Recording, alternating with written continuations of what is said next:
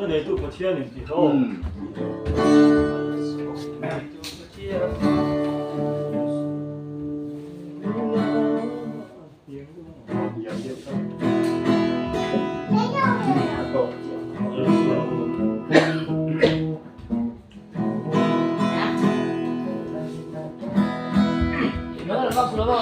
Alsom na letu patianin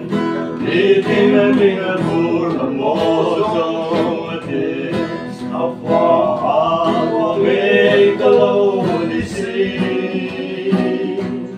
Atuwa ka ng duwangay Kajam na beriswani Ahiti karomeme Amma tu katang na per Eting kanung song maya Mai buha kasyado lai poi Amma risa kani Katang na châu siyai Kalim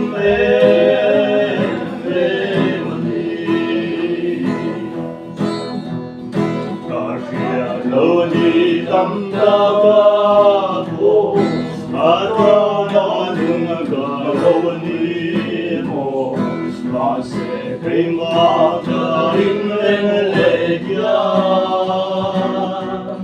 Taglong naswan te alam Taglawin galo tireng may Itayareng galo nelo Amma tu katang na per Nitin kanun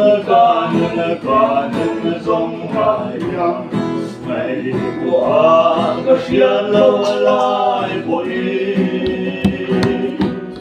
Amma Krista